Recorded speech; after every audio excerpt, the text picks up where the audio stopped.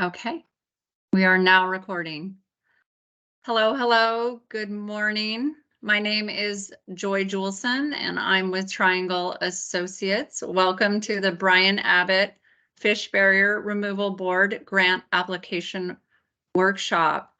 We're being supported by Alyssa Bonini, who's my colleague at Triangle here today. So thank you for your interest and efforts in salmon recovery in Washington State, and thank you for joining us today. As I just mentioned, this webinar is being recorded and will be posted to the Recreation and Conservation website, as well as the Fish Barrier Board website. And I want to make sure I have that right. Cindy or Christy, I got that right in terms of both websites? Yes, we can get them on both websites. On both websites, okay. Also, in terms of your questions today, please do add all your questions into the chat. We're going to be collecting them and adding them into the queue. And then during the question and answer periods, we will be live editing your questions because I'm sure your questions will be important for others as well. So please do add all your questions into the chat. And we will be covering a lot of information today. And so we're going to be answering questions at the end of each. There's some different sessions. So at the end of each session. And so you can advance the slide here. And I'm going to hand it off to Christy Rains, who will walk you through what's going to be accomplished today. Go ahead, Christy. All right. Yeah, thanks again, everyone, for joining us for the application workshop. My name is Christy Rains. I am the Fish Barrier Removal Board Program Manager. I work for the Washington Department of Fish and Wildlife in the Fish Passage Program division. And I supervise the technical review team bios that you're going to get to meet also through this workshop. So what you're looking at here is our agenda slide. It's going to pop up periodically, guiding us through the workshop. So you can see also what topics we're going to cover, and also, most importantly, where we're going to pause for questions. Please, as Joy said, put your questions in the chat. Also notice at the bottom left-hand corner of the slide, there is a number. Every slide is numbered, and that might be helpful for certain questions if you provide the slide number with your question so that we can just best answer your question to the fullest. So I'm going to move, you can go to next slide so I can give you a little bit of info about the Fish Barrier Removal Board program. So most of you know about the FBRB program, but for anybody that's new or as a reminder, the program was reestablished by the legislature in 2014. The primary mission of the Fish Barrier Removal Board is to restore healthy and harvestable levels of salmon and steelhead statewide through coordinated and strategic removal of barriers to fish passage. And the board does this in two primary ways: by funding projects that are recognized by local experts as the highest priorities for anadromous recovery, and then also by funding projects that are happening in coordination or sequence with other fish passage or restoration work. So basically building on momentum in systems for that piece. And you know, the primary goal really for the board is to use state dollars on projects that are going to have the highest impacts and benefits to salmon and steelhead. The board is chaired by the Washington Department of Fish and Wildlife. My supervisor, Tom Jameson, is the current chair. And then the board is composed of several member agencies and groups to include the Washington Department of Transportation, Department of Natural Resources, the Governor's Salmon Recovery Office, which is part of the Recreation and Conservation Office, the Association of Washington Cities, Washington State Association of Counties, Council of Regions, which represents the salmon recovery regions, Yakima Nation, and the Confederated Tribes of the Colville Reservation.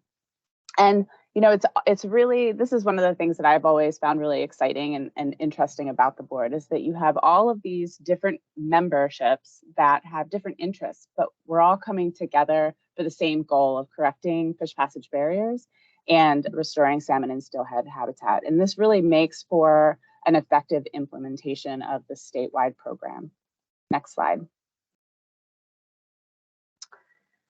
Here, I'm just showing you basically a couple of things. The first is that we're a young grant program. Our first grant round was in 2017-19, our first funding was 17-19.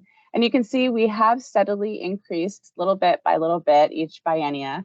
But that culminated into a pretty significant increase for this current 23-25 funding biennium, which is awesome. We had 102 eligible applicants. We were able to fund 33 projects to date, and that to date is important. I'm not going to spend a ton of time on it, but I did want to at least mention that we are all aware of all of the federal opportunities available out there, and the Washington Department of Fish and Wildlife has been working on behalf of the board to try to get some of those federal funds to be able to fund as many of those 102 projects as possible. So we're hoping to continue increasing that number. And that's going to be the same for the 25-27 grant round, which you're learning about right now. So just keep that in mind, and we work from the list of eligible applications that we receive. Next slide. Alrighty, and then I'm going to try to get through these pretty briefly. Know that you can always ask us questions later or in the chat, but obviously offline for some of these. But I wanted to give you some quick highlights on what has changed, what's new, or just things to note.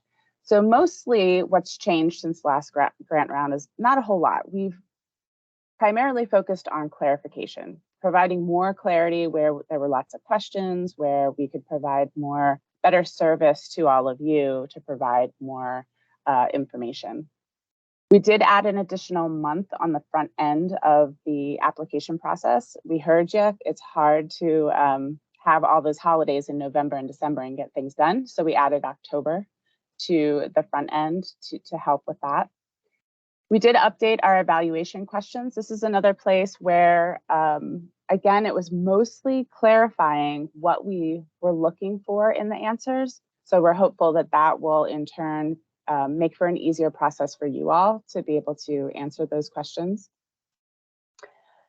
As far as design review, this point was we found it to be a point of confusion once we started going under agreement for the 23-25 round. So we just want to make sure we're touching on it. Design review takes place after the project is funded and under agreement, and then the technical review team reviews the design and approves it. That's what we mean by design review. It does not take place during the application process and the scoring and ranking. We don't dive deep enough into the projects at that time prior to them being funded to be able to approve designs. We're really just looking at, are the designs on track? Are they headed in the right direction? Are they heading towards meeting the requirements of the Fish Barrier Removal Board? Another planning projects point is that if you're an active planning project that is planning to go out for restoration funds for 25-27, which we hope you are, that is the way that we like to run our sequencing in Fish Barrier Removal Board. There's just a sequencing point that we'd like to share, and that is that you must be on track for completing your final designs to be awarded those restoration funds. I'm not going to talk a ton about this. I think this is better served by having discussions with your RCO grant managers. But basically, we're just thinking about sequencing. If you're not quite ready yet, and it's going to take you another year or two, then go out for the next round after that. We're trying to be responsible with our state funds as well and not have pots of money that are sitting there accruing interest when we could have them being applied to projects right away. Alternative design, it's another one that we will talk about later on and can be talked about further offline. Really briefly, the Fish Barrier Removal Board has a preference on barrier corrections, and that is abandonment, which is the full removal of the crossing and return of the site back to natural stream conditions, bridge design, or stream simulation design. If you are going to have something beyond those three, they would be considered alternative designs and would require alternative analysis and then ultimately approval by the board. It does happen, we approve them. It just takes a little bit more process. So just be aware of that and build that into your budgeting and application process. Planning projects. So here's a positive, they're all positive changes, but this is another positive change in the match category. We've been able to increase the amount for planning projects where you don't need the 15% match. And so it used to be 200,000 or less. Now it's 350,000 or less. You don't need the 15% match. And those projects do need to have their final designs within 24 months. And then finally, Appendix C has been reformatted for, we hope, ease of use, but we're just sharing that because it has been dramatically overhauled, but we're hopeful it is more clear and helpful for you all. And I'm gonna say next slide and hand it off to Joel Ingram.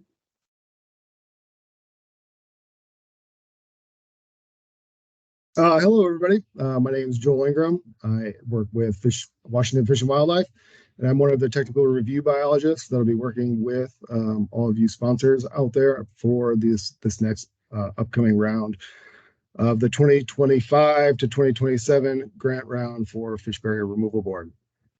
My main coverage area is going to be North Puget Sound, and so I'll be the main contact for Whatcom, Skagit, and San Juan, and depending on how many applications we get, maybe even northern Snohomish. So if you have any questions, if you're in that area, feel free to reach out to me, and I will be looking at your projects and providing some of the technical support as we move forward. I'm going to be looking at the schedule. John, can we move to the next slide? For the grant round, as Christy said, we heard from all of you sponsors last round that the application timeline was a little tight, and so we've opened that up. And so October 2nd, 2023, that was this last Monday, PRISM online, it actually opened up to allow for applications for the 2025 to 2027 biennium round. So if you get into PRISM, you should be good to go. And be able to start entering some of that information into the system for this next cycle. Today is October 5th, 2025. Thank you for being here on the application workshop. The next priority date is going to be that January 18th, 2024. And that is when all applications need to be submitted and be as complete as possible into PRISM. Because following that, in January and through April, WDFW and RCO are going to be looking at those individual applications, reviewing those locations, determining whether they're eligible for the program or not, and the level of completeness that the applications and the information it meets the standards. During this time, there may be some communication between you sponsors and us on the administrative end to ask some additional clarifying questions or look for additional information that we'd like to be able to see in your application. And so this is a time frame when applications can be opened back up to allow you sponsors to get back into those applications and update or edit or respond to any of those questions that may happen from RCO or WDFW. The next really important priority date is that May 2nd, 2024, and that's when all final applications and any revisions to those applications need to be completed in PRISM.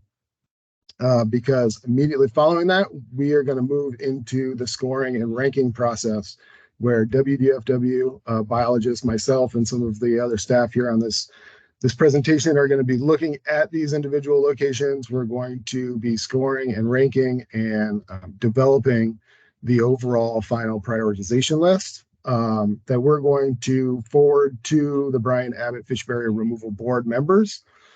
And then in August, at their August meeting, the Fish Barrier Removal Board will approve that prioritized list and be able to send that list to the legislature for consideration for funding in the 2025 to 2027 biennium.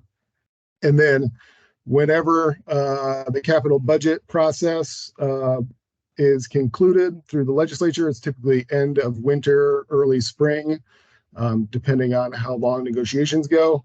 we'll be able to understand how much funding the program has and how far down the list we'll be able to fund for these priority removals. And then, here is a couple of websites that are available on the RCO website and the WDFW website, as well as some other grant-related information that's available on RCO's website. And as previously stated, this presentation is going to be available on these websites, so please reference those for more information. And I think I'm going to hand it off to Dave Collins.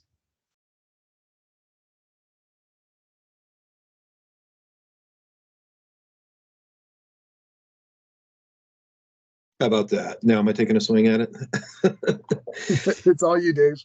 Yeah, thank you. I have multiple devices here. So thanks, Joel. And thanks, everybody, for taking some time to tune in this morning. Thanks for your interest in the program and applying for funds with the Brian Abbott Fish Barrier Removal Board. My name is Dave Collins. I am a fish passage scoping biologist with Department of Fish and Wildlife within the fish passage section. And I'm going to talk a little bit about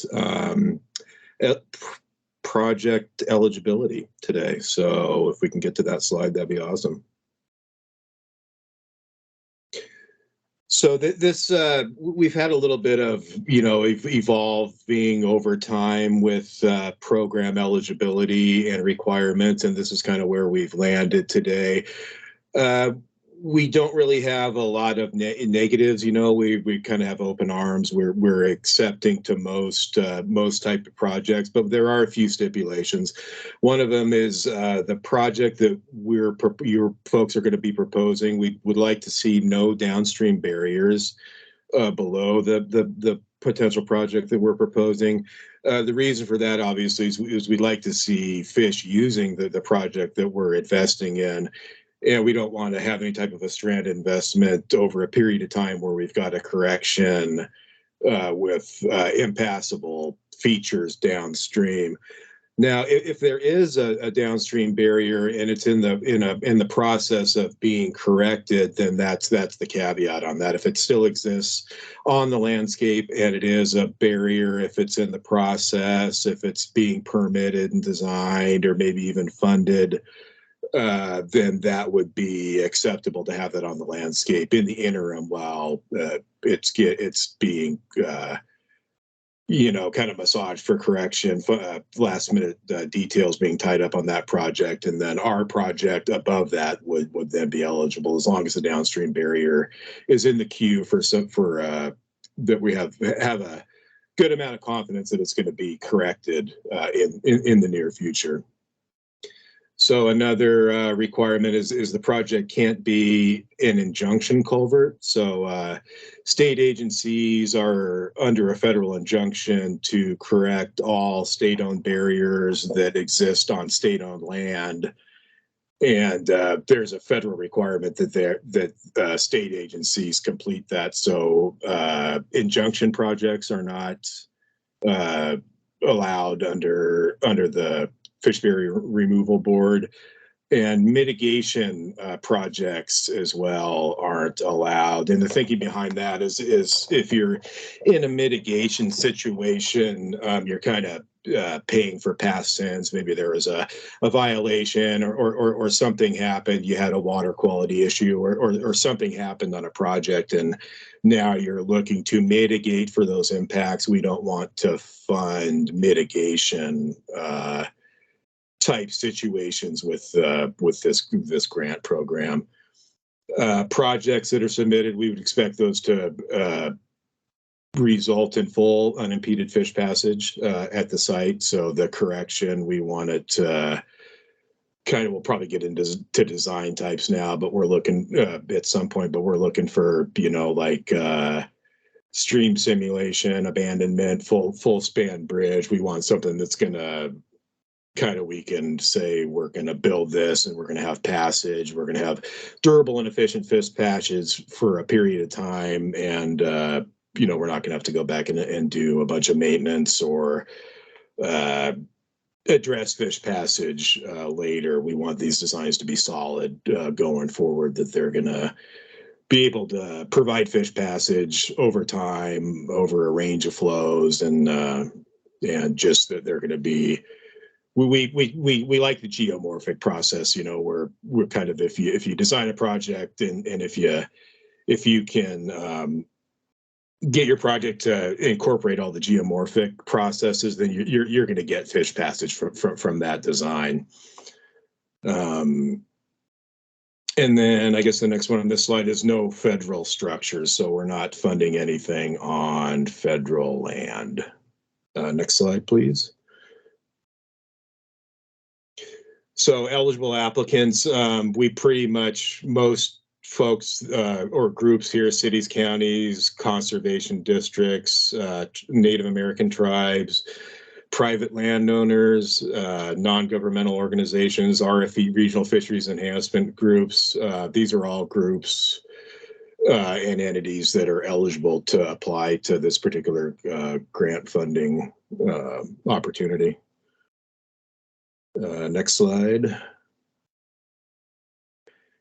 And then the eligible land ownership, again, you know, pretty much all jurisdictions and land ownership types are welcome, with the exception of the federal ownership, and as well as the state-owned injunction crossings.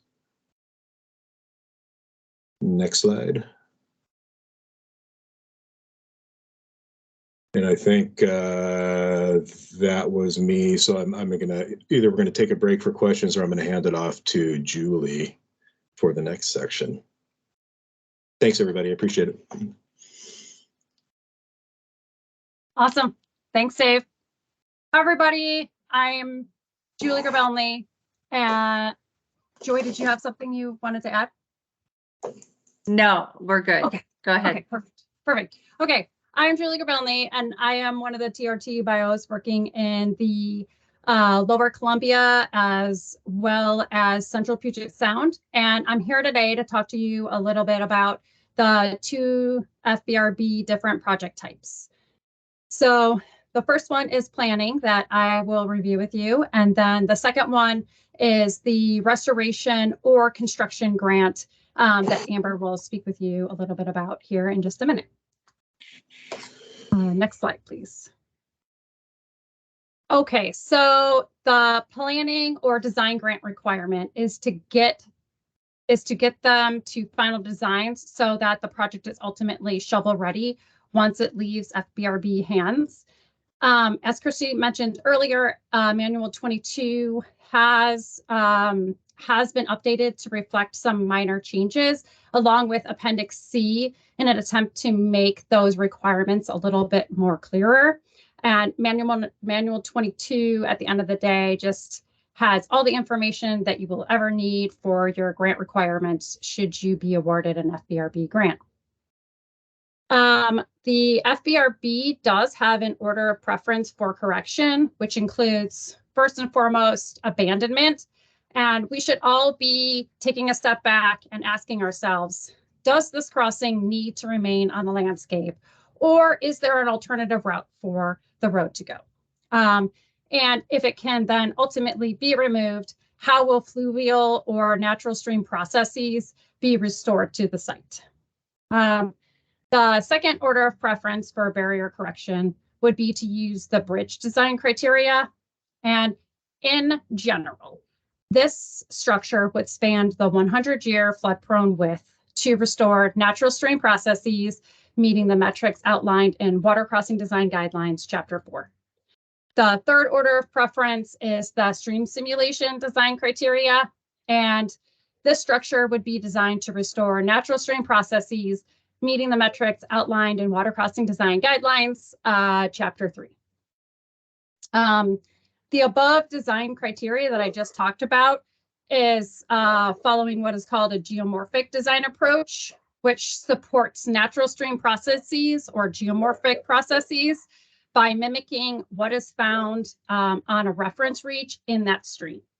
In rare and extraordinary circumstances, the FBRB will consider an alternative design approach, for example, a roughened channel, to assist with fish passage through or around a barrier.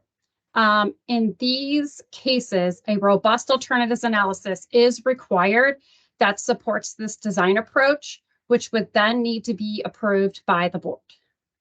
Because of the risk to fish passage that comes with the many unknowns of a hydraulic design, this design approach will require additional TRT review and approval points throughout the process to ensure that it's safeguarding fish passage. For any additional information on this design approach, please feel free to reach out to one of us TRT bios, as well as referring to Manual 22. Let's see, next slide, please. Some of the TRT checkpoints and requirements in the planning process include an alternatives analysis or a CAF. And this is in general an overview of the alternatives being considered. And always keep in mind that abandonment is an option. The preliminary design deliverable, this design phase advances one of those site-specific alternatives and provides some details on major project elements, including how the designs will meet or exceed water crossing design guidelines, as well as some hydraulic modeling. The final design deliverable, this needs to incorporate the agreed upon comments from the TRT into a comprehensive set of final designs and the design report. The final designs must address and resolve all the substantial issues that have been raised throughout the review process by the TRT, as well as any additional stakeholders that have been involved. It's important to remember that these documents need to be submitted and approved by the TRT prior to moving on to the next design phase. Also worth noting is that depending on the design criteria or some of the proposed project elements, there could be additional TRT review points as needed to ensure that fish passage is being safeguarded through the structure or through the abandonment. Okay, some of the required design deliverables. In short, I just highly recommend referring to Appendix C for a comprehensive list of what is due during deliverables. And something else to keep in mind is that a design report is a required design deliverable, and it can be updated throughout the planning process. This is a helpful document that gives the TRT the necessary background on the reach and should provide a record of the decision-making and the summary of the technical analysis of the reach. Okay, next slide, please. So with a planning grant or design grant, there is a match and a no match option. The no match option includes all the things that I just discussed on the previous slide to result in final designs, but it cannot exceed $350,000 and it needs to be completed within 24 months. If the project cannot be completed within 24 months, the sponsor will need to come up with that 15% match.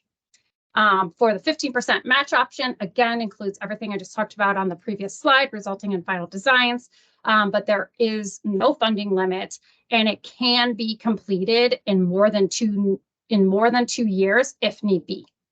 And with that, I'm going to hand it over to Amber. Thanks, everybody. Hi, my name is Amber Martins. I am a scoping biologist for the Bayou Barrier Fish Abbott Removal Board. And I cover the Puget Sound region with including the Goldsboro Priority Watershed. So I'm going to be speaking about restoration grants, also commonly referred to as construction grants. Restoration grants provide funding to construct fish passage barrier correction projects. There's 2 different pathways that we're going to be speaking about, and it depends on the amount of the grant request. So the first one I'm going to be speaking to are grant requests that are over $500,000. These grant applications require preliminary designs with your application. If final designs are submitted with the application, then they will be scored with the application, but they will not be reviewed by your assigned TRT until your grant is awarded and under contract. So per Manual 22, as previously mentioned, it is necessary to receive TRT approval prior to starting construction, regardless if you've already received your HPA permit through WDFW. Okay, so that is an important point to keep in mind and something that has been highlighted in the updated Manual 22. If preliminary plans are submitted and the request is less than $500,000, then the project scope may include funding to achieve final designs. And let me correct myself. If preliminary plans are submitted with this grant request that's over $500,000, so I'm still just speaking to that $500,000 plus request, you can include in your scope of work the final designs to achieve final designs with your grant request. And then for grant requests that are over $500,000, a 15% match is required. And if the grant request is less than $5,000, then you may follow a different design path called the design build process. Next slide, please. Okay, so design build is a grant process for grant requests that are less than $500,000, and this provides funding for both the designing of the project and for its construction. So if your overall project for the cost of design and construction is going to be over $500,000, then we really encourage you to first apply for a planning grant and then follow up with a restoration grant in a later biennium. If it is less than $500,000 for both the design and the construction, then no designs are needed at application, and it will follow the same TRT design review that Julie just outlined for planning grants. These restoration grants still require the 15% match. Next slide, please. So I'm going to cover the TRT review checkpoints for restoration grants. First, we're going to review the alternatives analysis, or CAF, which is the correction analysis form. And these are required for the planning phase of the design build report approach, but also required as part of your application for the full restoration. Preliminary designs will be reviewed by the TRT, and they will need to be approved prior to advancing the preferred alternative to design drawings, to your final design drawings. And as Julie mentioned, for design build, the design report is required with your preliminary designs and demonstrates how the water crossing design guidelines are met, how projects were developed, including modeling and preferred alternative concept. And then for final designs, and this is also something Julie mentioned, but we really want to highlight, is that it incorporates the comments of the TRT, the stakeholders, and the permittees into their standalone comprehensive final design drawings. And as I previously mentioned, if you're applying for a grant over $500,000 and you already have achieved final designs, once your grant is awarded and you're under contract, the TRT will still review those designs to make sure that we're meeting the standards outlined in Manual 22 for the Bryan Abbott Fish Barrier Removal Board. And then in Manual 22, Appendix C outlines which deliverables is due at which phase of the project. And this is really a key resource for information for applicants and sponsors to use. And it has a lot of information, a lot of useful information. So with that, I'm going to pass this along to Casey Costello.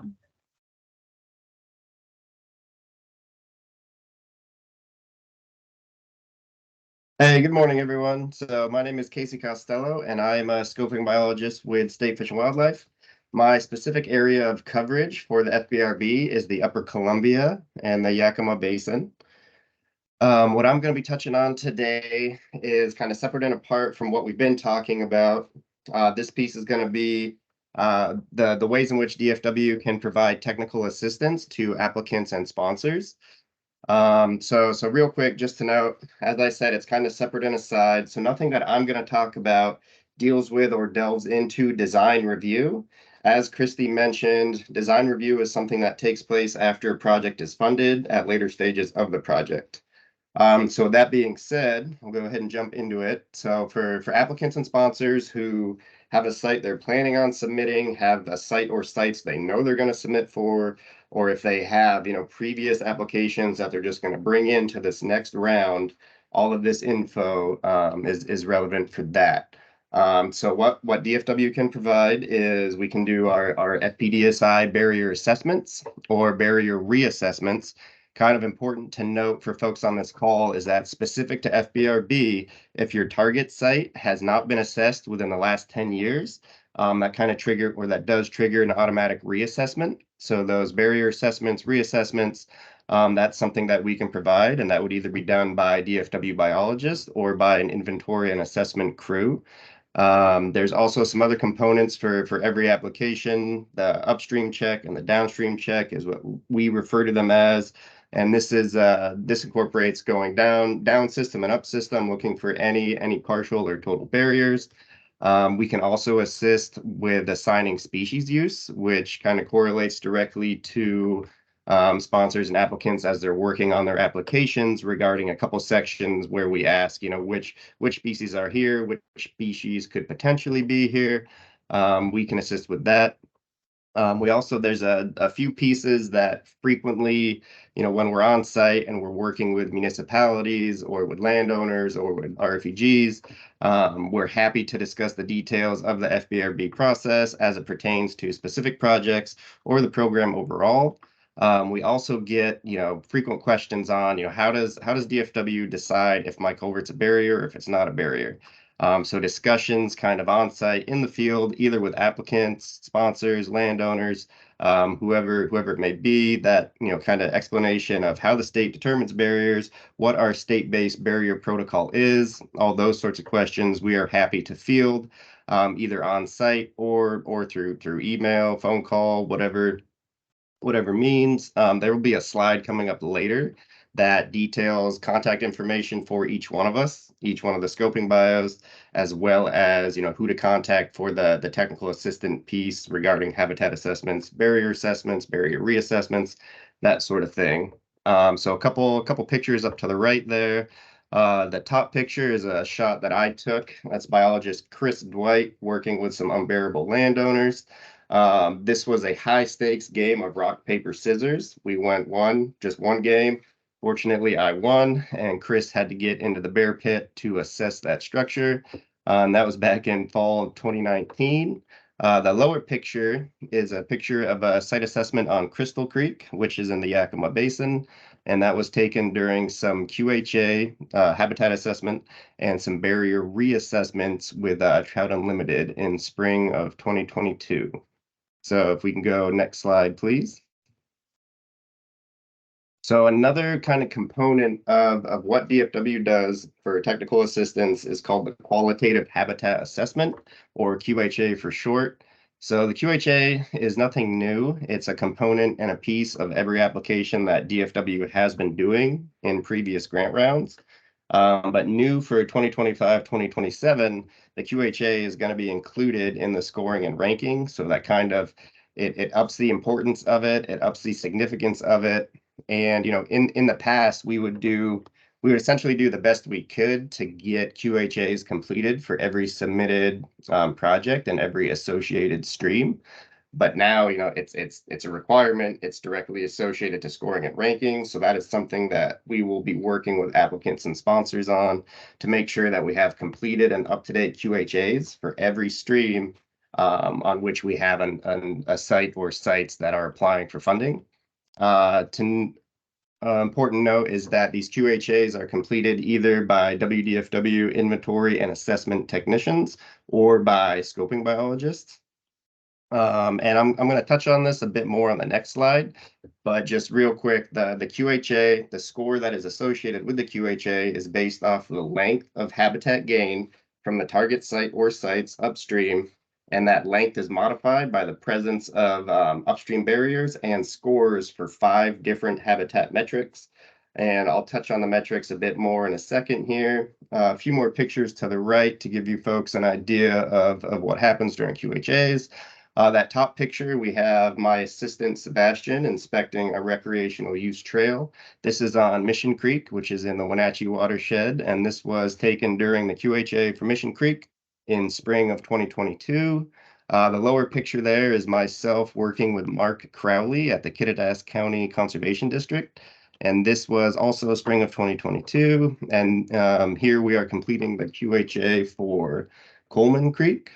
And go to the next slide. We'll talk just a bit more about the QHA. So we put a couple slides together for the QHA since it's kind of, again, it's not new, but this is the first time that it's going to be incorporated into the scoring and the ranking for the projects. So as I mentioned, QHA is going to be required for all submitted projects, and we will be working with applicants and sponsors to make sure that we have a complete and up-to-date QHA for every completed project before we do scoring and ranking. To touch on, kind of the length of stream that gets incorporated into the QHA, we will go from the target site or the furthest upstream target site if you submit for multiple sites. From there, we assess habitat up to the 3rd partial barrier, the 1st total barrier, or the end of potential anadromy. And as I mentioned, it's based off of the score that length is modified by 5 different habitat metrics, which are riparian area, habitat complexity, obviously fish habitat complexity, canopy cover, spawning potential, and hydraulic alteration. Another picture there to the right, this is just an example of, once we start piecing these QHAs together, we sometimes find previously unknown structures. This one here is on a tributary to Lake Sammamish. This is way back in summer 2018, and this was it appeared to be a check dam for an old stock pond. So that is something that happens with upstream checks. We go, as I mentioned, up to the 3rd partial, 1st total, or end of anadromy to assess habitat and any potential new barriers or barrier reassessments. And I believe if we go to the next slide, that's it for me for now.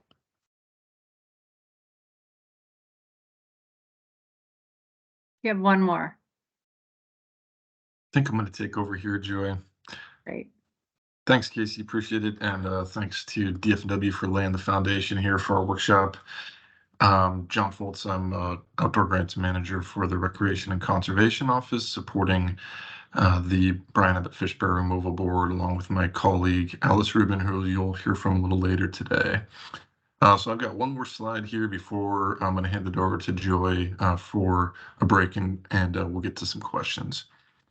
So I'm going to start this morning with ineligible project elements. Ineligible project elements include acquisition for this program, habitat elements outside of the area of disturbance for fish passage work to be done. So if you're outside of the reach that needs to be impacted for fish passage, it's generally not eligible. And then unrequired upgrades to infrastructure as well as indirect costs. This isn't an exhaustive list. If you're unsure, contact your grant manager. And I do want to make sure that folks are aware that this also applies to matching funds. If it's not eligible for reimbursement, it's not eligible for match.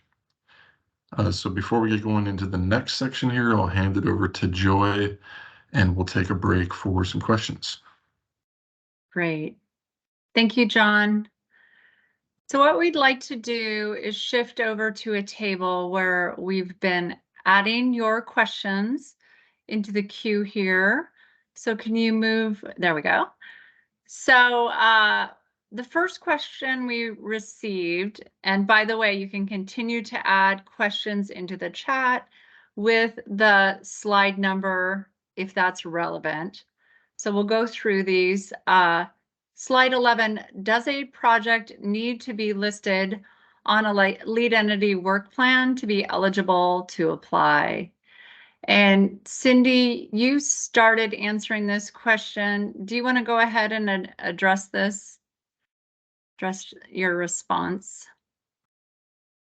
Or Christy, I keep calling you Cindy today. Sorry about that. That's okay. I don't know why I'm doing that. I like alter egos. I think that I pretty much answered it there. That and Casey can back me up if he has any additional info to provide, or the team. But basically, no, a project does not need to be listed on the lead entity's work plan, although it is beneficial to be listed on the work plan. You do definitely get some added benefits, some added points, because you are a part of a greater prioritization planning effort with the recovery region. So no, you don't have to, but it's a good idea. And yeah, thanks. So Christy covered it. I'll just jump in real quick. So for a little clarification, Kevin, just to make sure it's clear, as I understand it, yesteryear, the surf board required folks to put together a lead entity work plan. What are your sites? And move forward with that. So that is certainly, that would meet the criteria for the points that Chrissy just mentioned. But for us, lead entity work plan has largely been expanded to include all of these regional barrier prioritizations that have associated web maps with them. I believe North Olympic did one. We just wrapped one up out here in my neck of the woods for Upper Columbia. So those, if there's a regional lead entity based barrier prioritization that has come about since those work plans were developed, that would meet that criteria as well. Great. Thank you, Christy and Casey. Kevin, if you have any follow-up, jot that into the chat. We'll move on to the next question. Another one from slide 11. If there are downstream barriers or 0% passable, but the project is next to or in between injunction culverts, would you consider funding, or should we not apply for these? And Alice, I think you answered this one. Would you like to speak to this?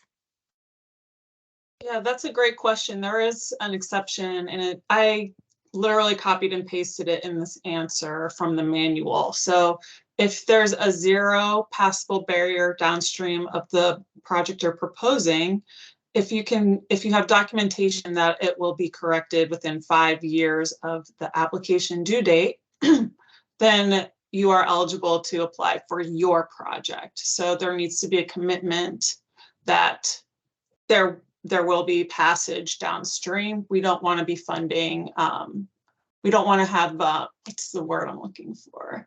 I had it on the tip of my tongue.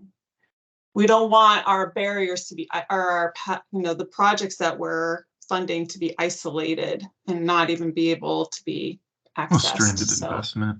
Stranded investment. Thank you, John. So yeah, that's it. Yeah, and for FYI, the Washington Department of Transportation has their project delivery plan lists up on their website. So checking in there is a good first next step. And then working with your technical review team and RCO grant managers is then your second. Excellent. Thank you. Next question. If a site needs a QHA, when in the process will DFW complete this? Is this before the January 18th application or after? Yeah, so good question, and a good another point of clarification. DFW needs to have these completed. Our kind of general goal is to have all QHAs completed by mid-June. That being said, we are absolutely on board for early coordination. If you have sites you're sure you're going to submit for, get in touch with us. Again, there'll be a contact slide coming up. But essentially, we have that end date, right? Like early June, we want all of those done so that then we have some time to do our scoring and ranking and bring those QHA scores in. So anytime between now and mid-June is when we will be completing those. So it's less of a when in the process. At any point in the process, we just need to make sure we have them all done by June. Thank you, Casey. For those that are newer, could you say what QHA is? What is Sure. that So it's acronym? Qualitative Habitat Assessment. Excellent. Okay.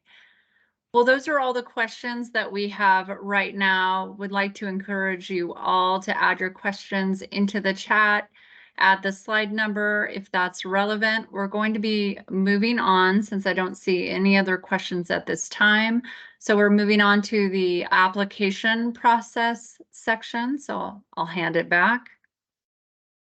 Yeah, thanks, Joey. Just a quick check here. You can see the slides again. Yes, I'm just reading another question. We'll answer. I'd like to ask one more question. Sorry, we just got a new question in. Let's see. Someone is needing to leave, but would like to know what the current thing is regarding minor but effective low-cost alternative techniques for culvert retrofits, such as New Zealand flexi baffles. And I think that there's like, what's the current thinking is probably the word that they meant to have there. Thinking, and thank you. Yeah.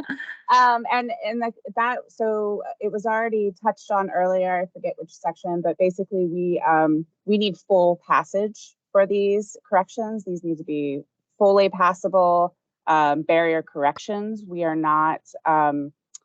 This program does not fund projects that provide partial passage. Is basically the nuts and bolts of it. But thanks for bringing that up. It seems to come up every couple of years, but we're still in the business of full passage corrections.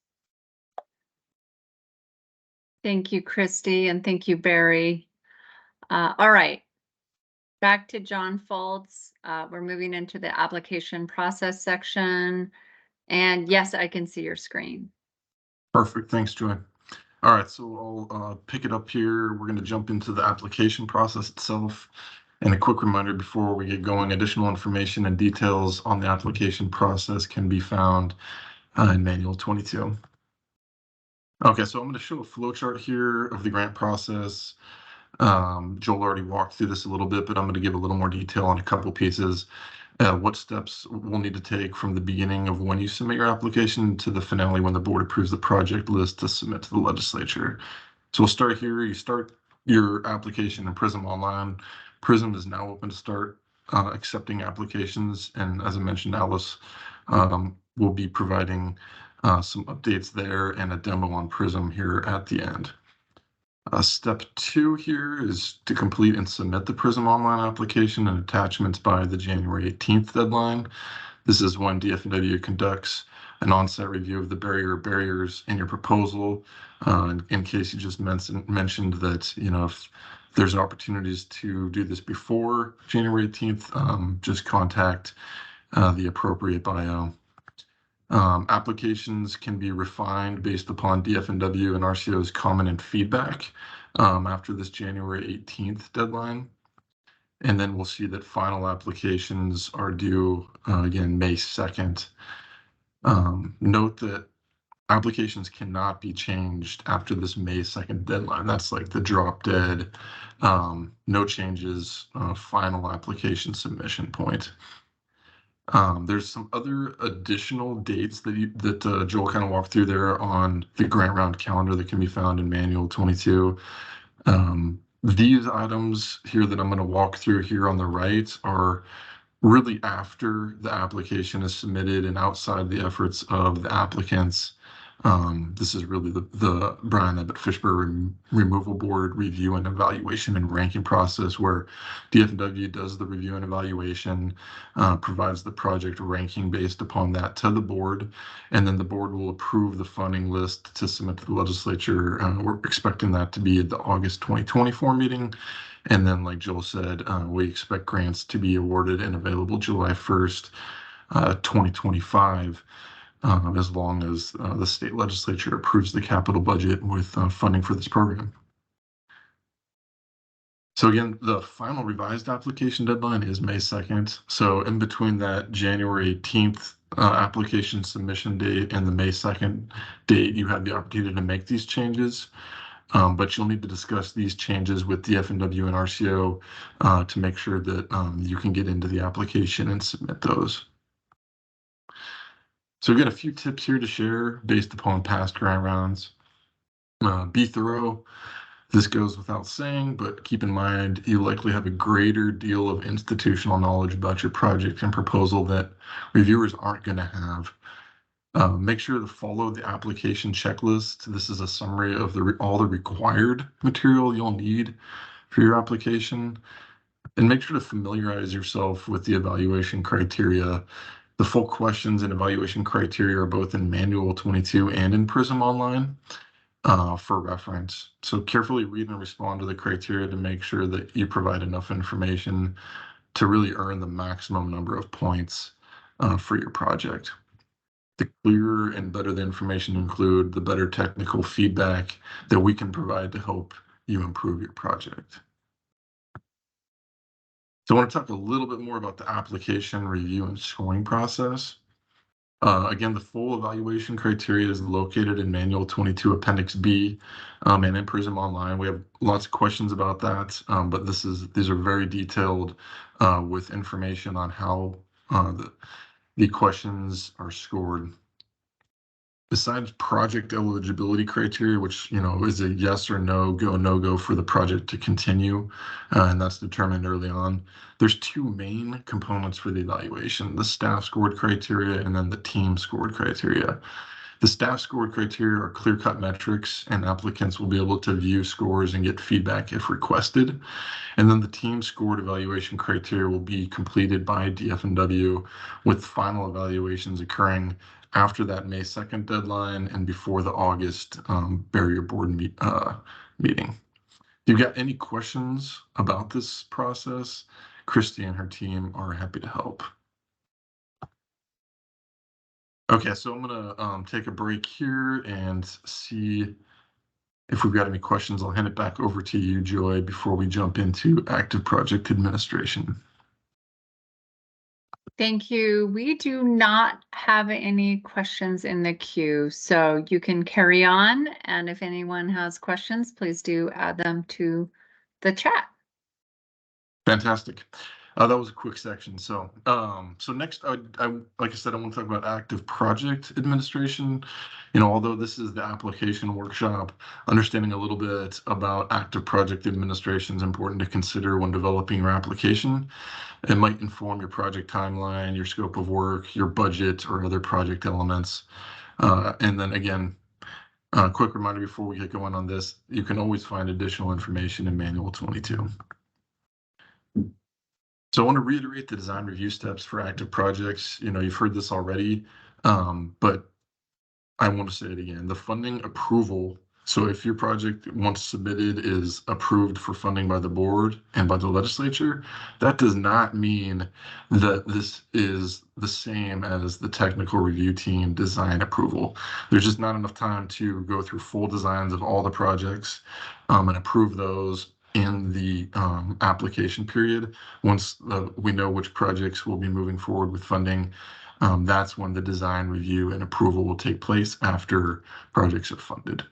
So for planning projects, this includes review and the technical review team approval at the correction analysis form or alternative stage, the preliminary design stage, and the final design stage. I know Julie already said this, but I'm just reiterating to make sure this is very clear. For restoration projects, this includes review and TRT approval at the final design stage, as preliminary designs are required with the application, as Amber noted. Keep in mind this might not be a single review at each step for approval, and plan for additional reviews in your budget and your timeline, particularly if you're planning to use an alternative design. Okay, let's talk a little bit about match. So match is your share of the project costs. As previously noted, match must be identified for eligible activities. If the project cost is eligible for reimbursement, it's eligible as match. As Julie noted, the minimum program match is 15%, and we do have a few exceptions there for planning and design projects that meet the criteria that are set forward there. So here are some examples of eligible and ineligible match. Match can be monetary, cash, in-kind donations, or other grant funds. For in-kind donations, there are some limitations, and those are outlined in RCO Manual 8, so please consult that manual. Ineligible match includes mitigation efforts or funding. The Family Forest and Fish Passage Program projects cannot be used as match for this. It's specifically spelled out in our program. Ineligible grant activities are ineligible, and as I mentioned earlier, indirect. And that indirect piece, is different for some programs in RCO, but for the Bryan Abbott Fish Bear Removal Board, indirect is an ineligible cost. For match to count for your project, it's got to be within the scope of work of the agreement and must be within the timeline of your agreement unless approved as pre-agreement costs. If you're not sure on any of this, just please ask your grant manager. Okay, let's talk about getting paid. So the Bryan Abbott Fish Bear Removal Board is a reimbursement-based program, such that sponsors pay costs first to cover expenses. When the sponsor submits invoices to RCO, we'll reimburse you for these out-of-pocket expenses. But keep that in mind in terms of what comes first when you're planning and implementing your project. I'll note that certain costs incurred prior to project agreement are eligible for reimbursement, but this does need prior approval. And then lastly here, RCO does retain a portion of the grant, typically 10%, until the project is completed. That's our retainage policy. Okay, I'm going to jump into cultural resource review now. So a little bit of background here. River shorelines and the edges of Puget Sound are areas of significant historical use that contain valuable and irreplaceable cultural resources. To encourage their preservation, these resources are protected both under state and federal law. Typically, prehistoric sites include shell middens, pictographs, or petroglyphs, culturally modified trees, burial sites, stone tools, homesteads, farmsteads, mining sites, or other evidence of past human use. All these archaeological sites are fragile and non-renewable resources and contain valuable information about the people who lived here before us. Compliance with cultural resource consultation and mitigation can incur significant costs, so please plan your budget accordingly. When funded, RCO will make the initial assessments of what will need to be done for cultural resource review. This review process requires a review, analysis, and consultation with the state or federal lead agency, with the Department of Archaeology and Historic Preservation, or DAP, and affected Native American tribes. This is required before you can begin ground disturbing work. You must have a notice to proceed, and activities are not eligible if review is not completed.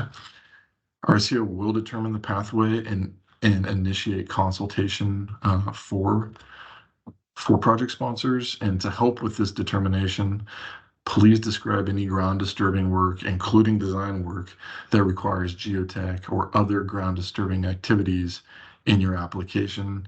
And make sure to map your area of potential effect appropriately in PRISM. And Alice will demonstrate how that's done when we get into the PRISM demo. The outcomes of review, I think as folks are becoming more familiar with cultural resource consultation review, this is becoming better known, but just in case folks aren't familiar with this, potential outcomes might require sponsors to conduct a cultural resource survey, have an archaeologist on site during activity to monitor, potentially mitigate any effects, maybe obtain a special permit, or have an inadvertent discovery plan.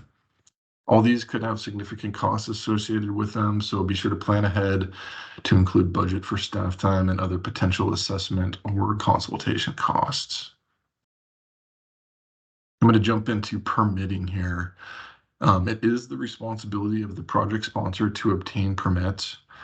To streamline the environmental permitting process, multiple state and federal regulatory agencies have joined forces to create one permit that people can use to apply, or one application that people can use to apply for more than one permit at a time.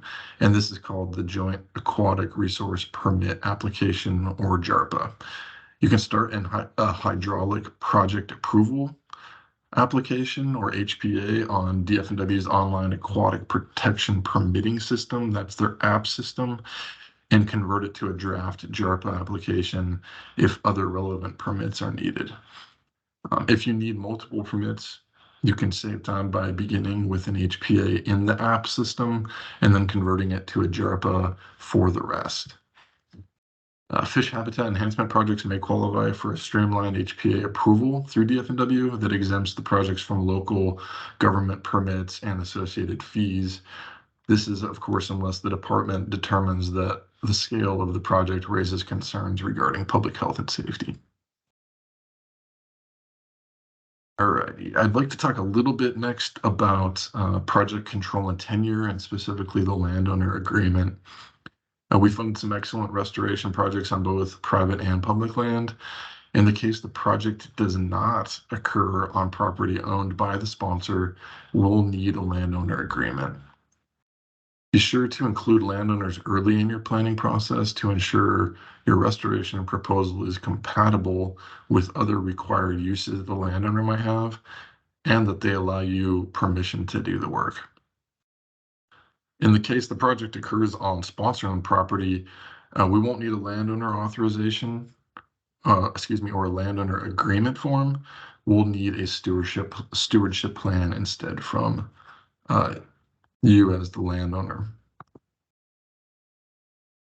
Okay, so to wrap up this portion of the presentation, and before we get to some questions here, I'm just going to share a little bit about project construction and some of the key important things that we just covered. It's important to make sure that you do not break ground or begin construction until the project agreement has been signed. The technical review team has reviewed and approved your final design.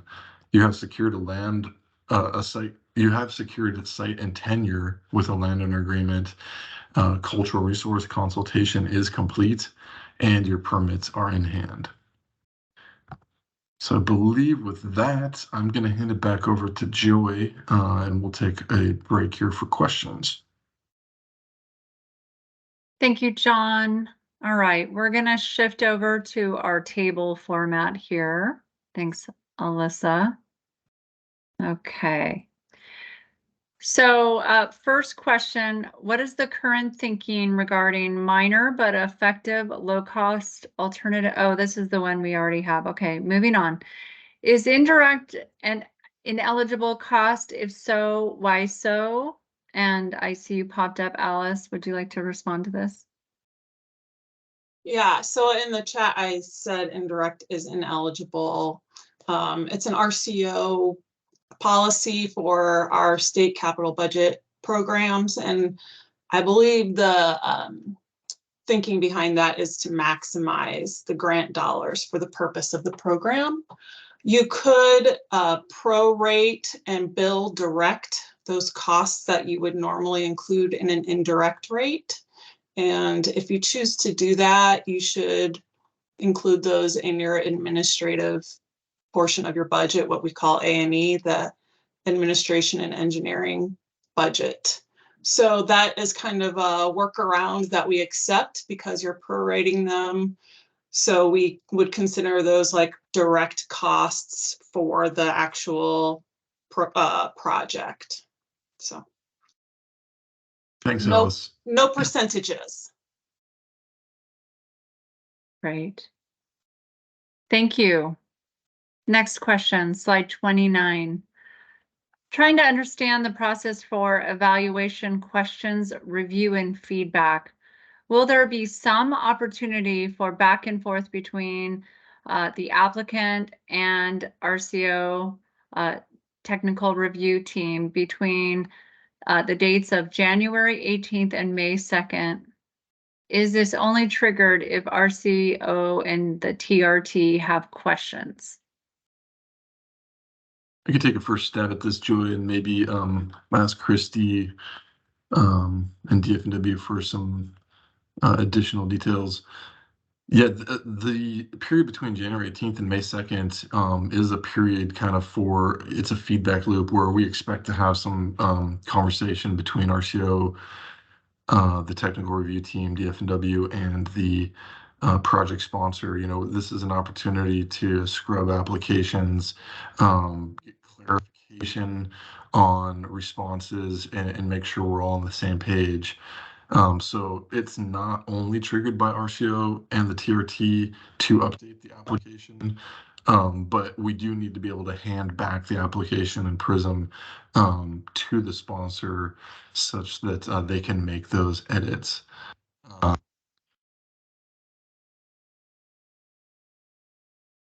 Thanks, John. Any Yeah, other I'll stuff? Go ahead. So yeah, Joy, I'll jump in real quick. So the way that I kind of look at the May 2nd, that's the the January 18th, that's to get your foot in the door. Get a complete application. Complete application doesn't mean components of that can't be edited, refined, or updated. There's several months there, right, between January and May. So I've seen projects come in with preliminary level designs that are like, kind of preliminary, but foot in the door, prelims are up there. And then by the time that final application period ends in May, there's been an updated prelim because it's again 3.5, 4 months of time.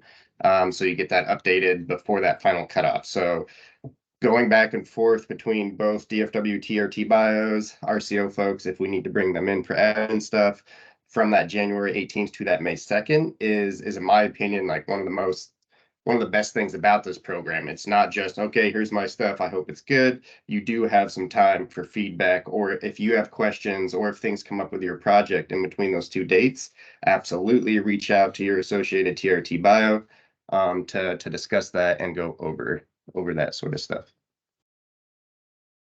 But then to add to that, after that May 2nd deadline, the scoring and ranking and evaluating and all that happens kind of separate and apart from direct coordination with sponsors and applicants, right? When we do our scoring and ranking, that's done with the TRT team, and that takes place from May through end of July.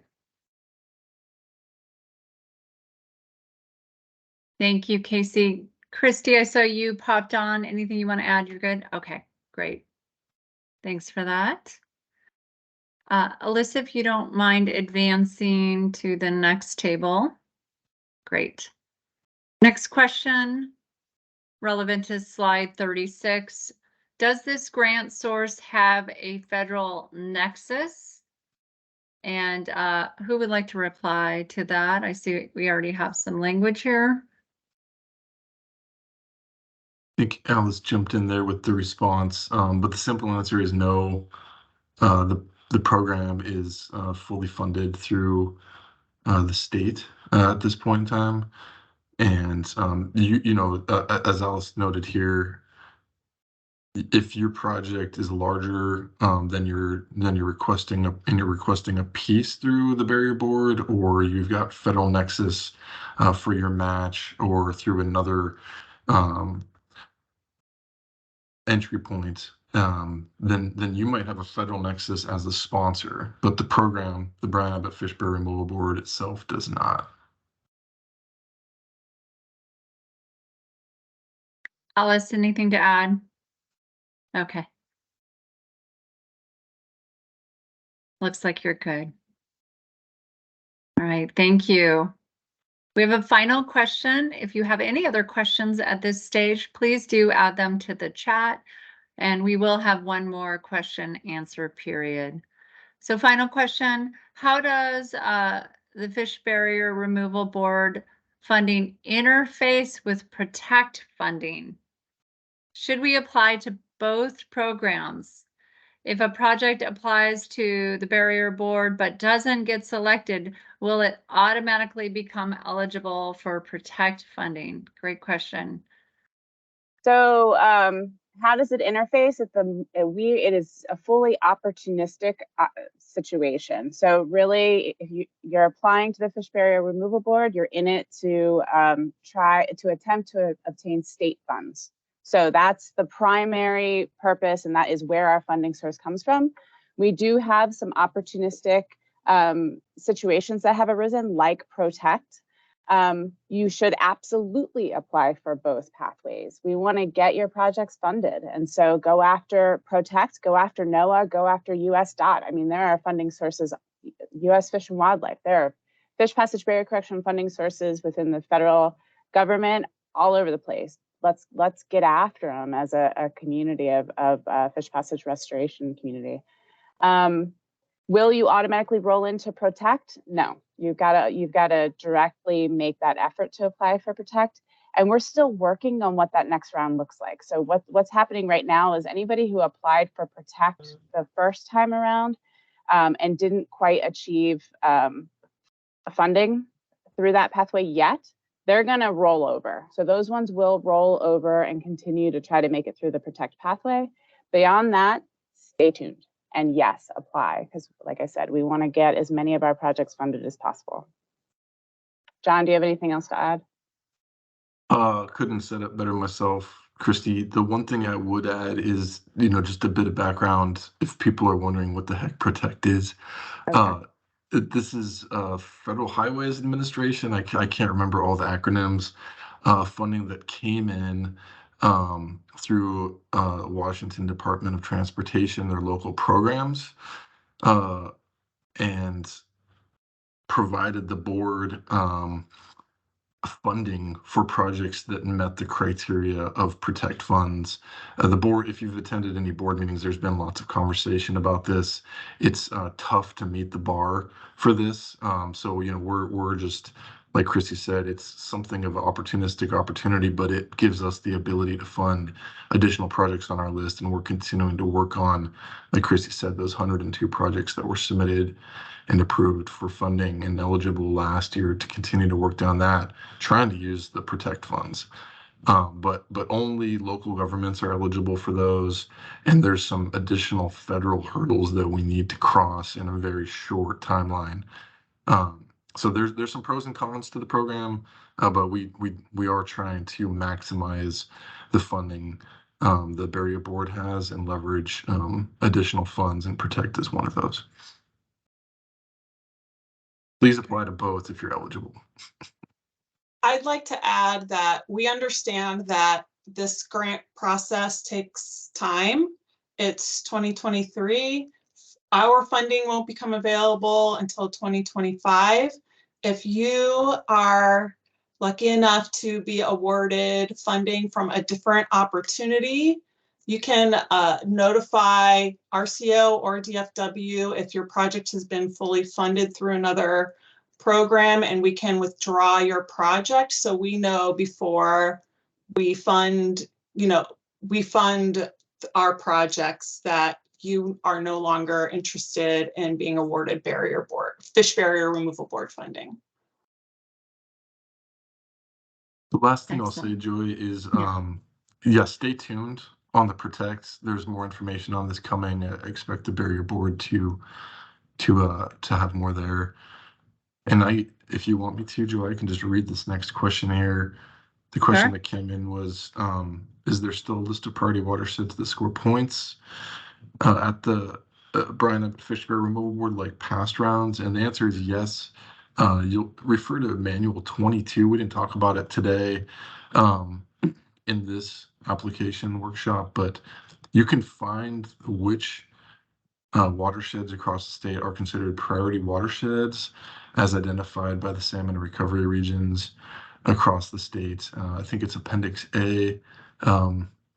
And if your project falls within that, a priority watershed, there are some additional points that can be scored. It's just these watersheds were identified with the intent of trying to make full watersheds barrier free, and we realized that coordination and sequencing might need to be different in some of these really challenging watersheds that we'd like to see, that the board would like to see barrier free.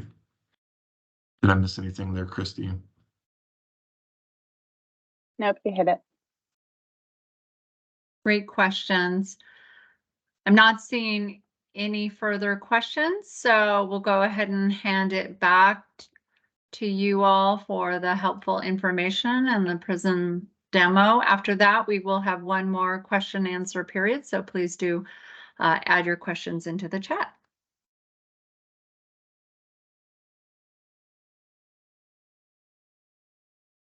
All right, I believe this is me. So helpful information. If we bump a slide, I believe the next slide. Oh, whoops, nope, we're back. Just a quick reminder of key dates to remember. And again, so Joel mentioned this at the start of the workshop. Don't worry about trying to grab screenshots or anything like that. Presentation's being recorded and the slide deck will be available. So a couple key dates. Grant round open October 2nd. January 18th is that what I called the get your foot in the door, completed application due date. May 2nd, final application revision deadline. And then our tentative goal is by that August 19th, their date, to have our list of approved ranked projects completed. The complete schedule is posted both to the DFW website and to the RCO website, as well as being included in Manual 22. Next slide, please. All right, so this is a very busy slide. Again, don't worry about snagging a screenshot or trying to scribble this down. What we have here are all the key points of contact for DFW specifically, including the team of TRT scoping biologists and our technical assistance and outreach biologists for everything like culvert assessments, culvert reassessments, those QHAs that we've been talking about. Notably for the scoping biologist, each individual has their specific area of coverage. So depending on where you are, you will know who to contact for that. So that's the WDFW piece of it. And then next slide, please. Next is our two primary points of RCO. We have John Foltz and Alice Rubin. Email addresses, phone numbers there. Again, not to sound like a broken record, but don't worry about scribbling these down. The slides will be available. So all your DFW folks are two primary RCO contacts. And we also have a whole bunch of RCO folks who are grant managers for specific projects. In PRISM, under your application, you'll see, who your assigned RCO grant manager is, as well as their contact information. And I believe that is it for me.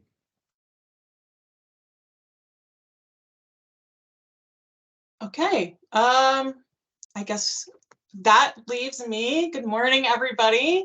I am Alice Rubin. I am a senior grant manager at RCO.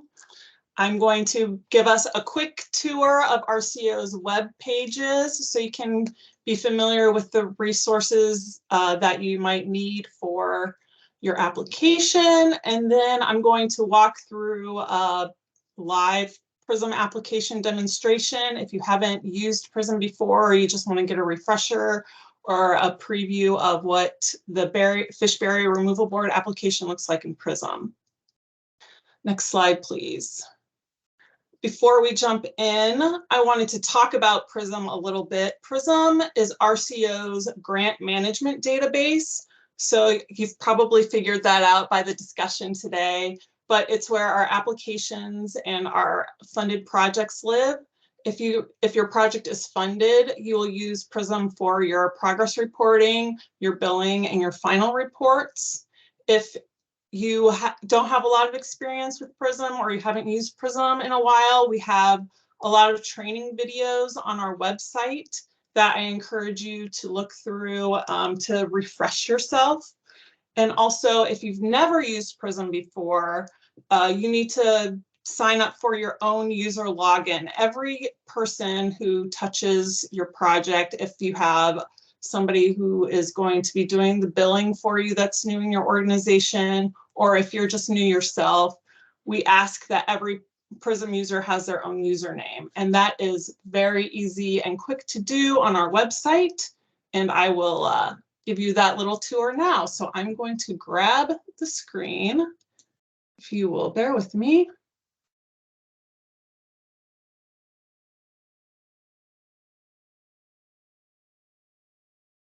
And of course, that means Teams moves around. Okay, so this is RCO's webpage, rco.wa.gov. This is where you'll land when you type that in. So to find the Barrier Board program or any of our grant programs, you need to hover your mouse over where it says grants, and then you get this drop-down menu. And our programs are listed alphabetically by acronym. And this is for the Barrier Board program. So the Barrier Board program is really the Brian Abbott Fish Barrier Removal Board. So that's what the BA stands for.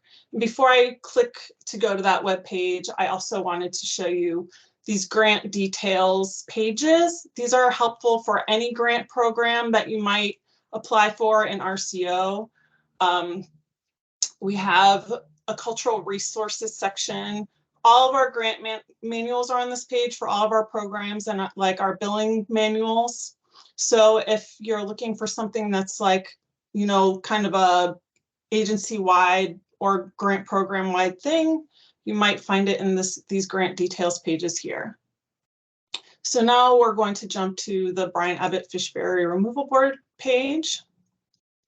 This is what it looks like when you click on it. If you scroll down a little bit, you'll see all of our resources. We've got the grant round schedule that we have reviewed many times already today. And you can see that we'll probably post the application workshop recording here. We'll be replacing the slide deck here. Our grant manual, if you click on this button, will open in a new page. This is what it looks like. If you click on the, I don't know, the contents button here, you can navigate quickly between sections. If you wanted to jump to the evaluation criteria, you can click right to Appendix B or any other section that you might be looking for. If you, we just posted the new manual for this year, so it should say October 2023. If it has 2021 on it, just refresh your page because your computer might be using like an old cache or something. So the new manual is there. And we have all of our program forms are here. So, you know, we have required attachments for your application, including a landowner acknowledgement form. We also have a template for cost estimates if you don't want to start from scratch for your application. This is a really nice spreadsheet that does some of the calculations for you. So if you aren't sure if your match is enough, the spreadsheet will tell you what your percent match is and those kinds of things. We also have our application checklist here. I highly encourage you to use this to help guide you through your application attachment requirements. I'll show you in PRISM that there's on the attachment screen, there's like a required attachments box that will check off when you've attached the required attachments, but that box isn't complete because some of our required attachments depend on the project type. So if a design project versus a restoration project. So make sure you use this application checklist resource to just remind yourself and ensure that you've provided all the items that we expect to have with your application. So now into PRISM. So this PRISM can be found in this green banner at the top of all of our web pages. So no matter where you are on the RCO website, you can jump to PRISM pretty easily. So I'll click and you'll get a page that looks like this. So if you have not used PRISM in a few years, we have a new login process. So you need to have a Secure Access Washington username and password. This is completely separate from PRISM. It's a completely different account. So if you do not already have a Secure Access Washington profile, you can sign up. It's very easy. If you have to do that, you'll sign up and it should direct you to PRISM if you've navigated to this page from that PRISM link. Otherwise, I believe you have to navigate to RCO and then indicate that you want to get into PRISM. It is pretty intuitive if you haven't gone through this process already. So I will sign in and you all will see if I can type without messing up. Okay, so once you have signed into PRISM once through Secure Access Washington, if you navigate through that PRISM button afterward, the login will take you directly to PRISM like we have here today. So this is the screen that you'll see when you sign in.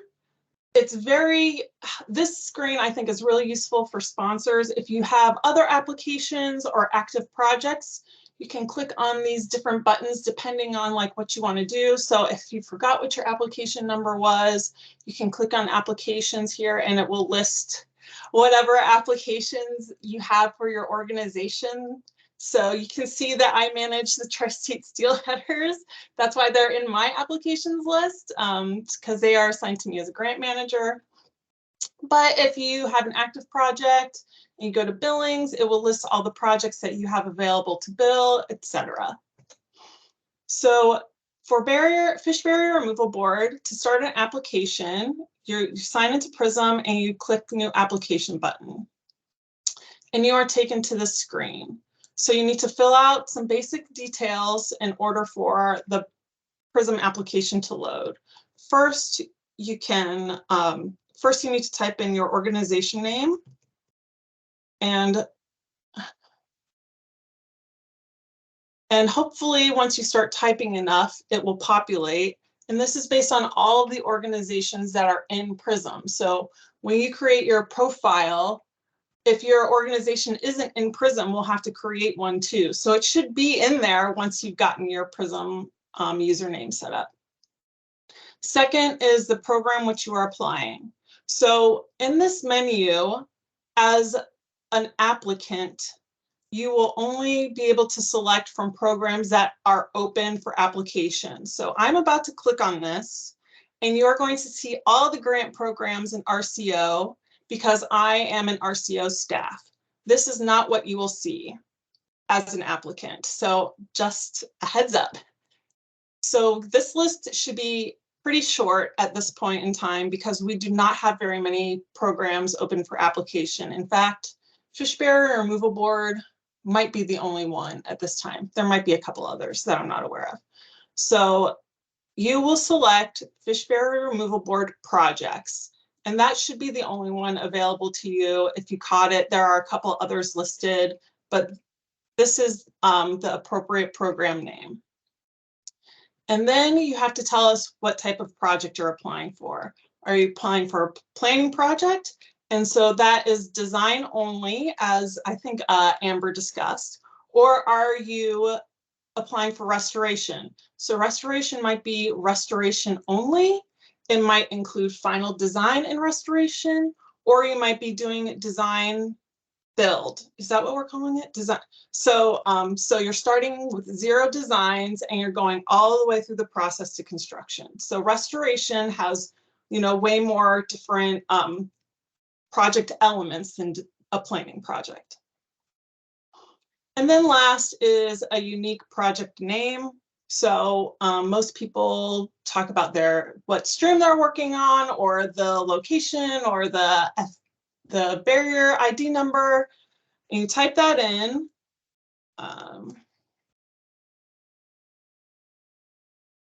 And there is like a minimum character limit, but I don't think that will generally be your problem. If the Start New Application button isn't activated, then you need more characters. I think it's like 8 or something like that. And then you click Start New Application, and you'll get the little spinny wheel, because PRISM will be building the application based on these items that you selected. I'm not going to do that today, but I have some applications already prepared for us to review in PRISM. Okay, so this is my demonstration. I'm going to expand my window a little bit. This is my demonstration application that I created for today. And so you can see PRISM loaded all of these application pages. I don't believe you would, as a sponsor, you would see the grant manager comments or the review comments screen at this point in time.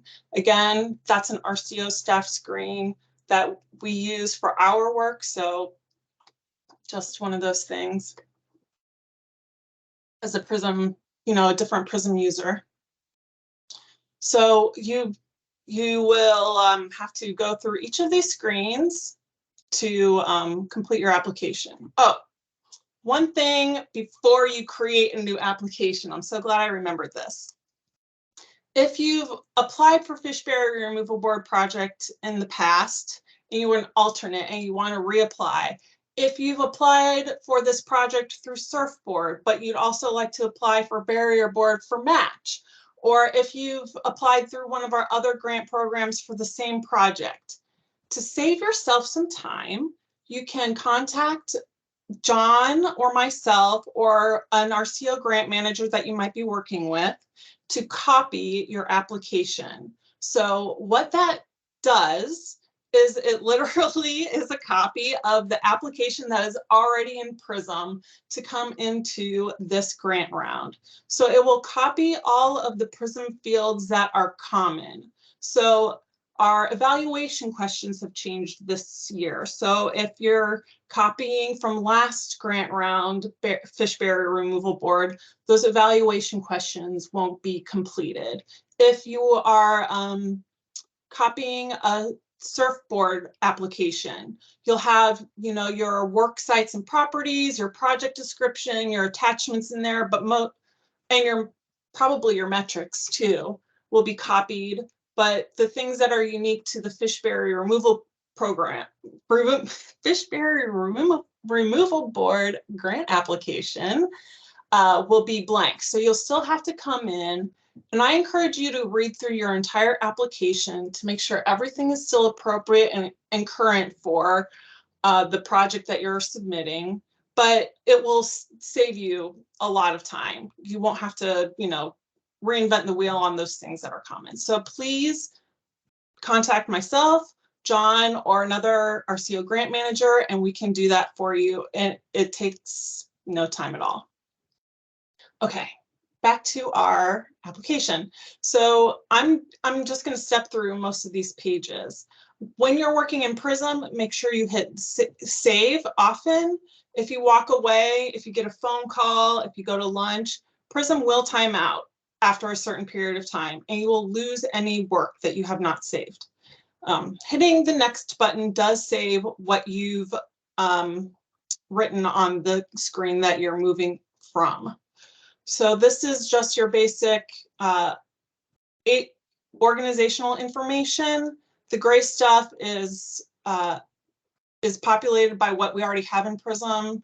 You can see you can change, oh, that collapses, but you could change your organization if, like, for some reason you've decided to hand your work off to a different organization or something like that. You can have a secondary sponsor. Secondary sponsors become signatory to the contract. So if you have a partnership with a different organization, but they're just helping out, they should not be added as a secondary sponsor. Secondary sponsors are only if they become responsible for, contractually responsible for completing the project.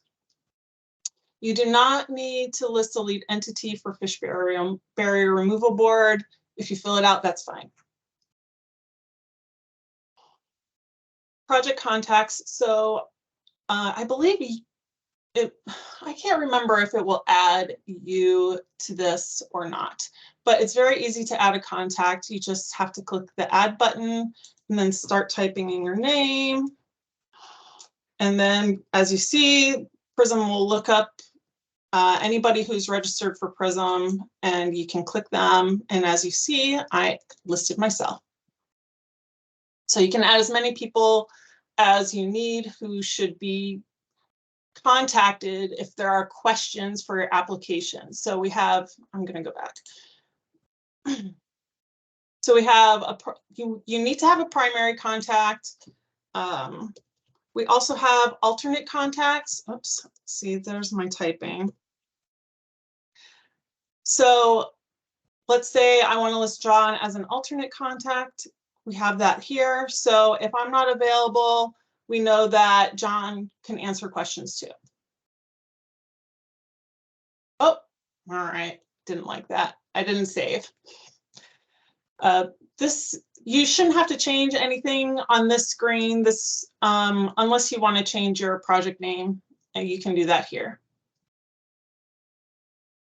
Every project needs at least a work site. PRISM cannot be completed unless you have a work site. You'll have a lot of blank screens. It will look weird. So do not skip this screen before moving on to others. All of our restoration projects need at least one property, and that's pretty typical to only have one property for a barrier removal board project. We're usually working like a city or county right of way. If you have a landowner where, you know, if you need to do gradient and it goes upstream or downstream for that work, and there's a different landowner, you should list them here too, so we understand where and the restoration is going to occur, because we have long-term conditions on your agreements that require at least that the project being maintained for at least 10 years. So we want to know which property owners that affects.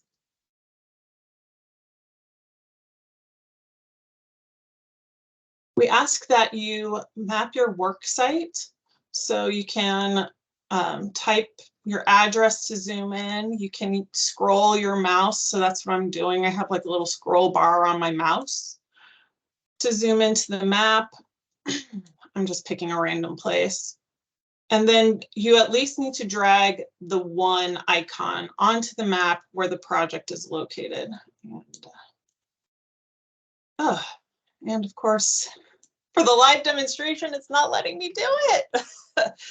That is typical. Let's see if I have it mapped on my other project. Oh, what page am I on?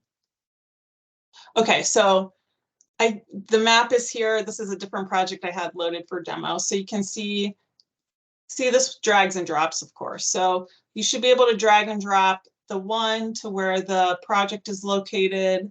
And we at least need that. If your project is located not off a road and you want to indicate where like the parking area is before you walk into where the project is located, you can use the car icon to indicate like, hey, park here. But the project is actually, you know, 50 feet down this trail or whatever. So that's why we have two icons.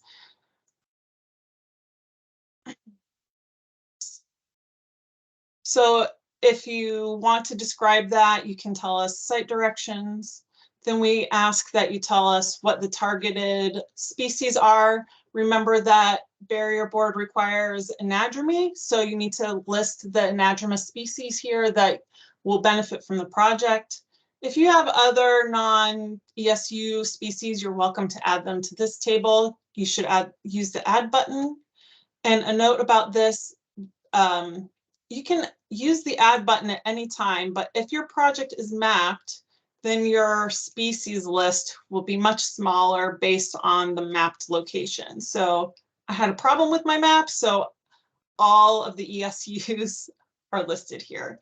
And I could choose whichever one. Let's say, I don't know. Yeah, so Lower Columbia Chinook, that's fine. And then you can indicate if it's unknown, you know, the trends, so just fill out tables. So we ask some of these questions are part of the evaluation questions. And so look at Appendix B for evaluation questions. And somebody asked about the staff scores, I believe. So I'll show you the staff scores page. but this priority Southern resident killer whale priority question is scored. So if it's a yes and your populations are important, then you get some automatic points just because it's a characteristic of your project. So make sure you use the resources here. This will open, these links will take you away from PRISM. So I suggest that you right-click on them and either open in a new tab or a new window so you can stay in PRISM and don't lose any work. These maps are really helpful. Not only do they have the identification number for your barrier, but if you don't have your barrier form, your barrier evaluation form, they can be downloaded from this website as well.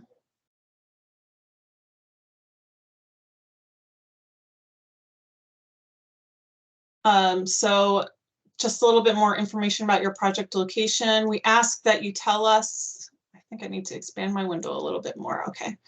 We ask that you tell us if this project is already in PRISM. So did we fund the design phase? And now you're asking for the restoration phase. Tell us the project design phase number in PRISM. Did you get, I don't know, a different program's funding for design?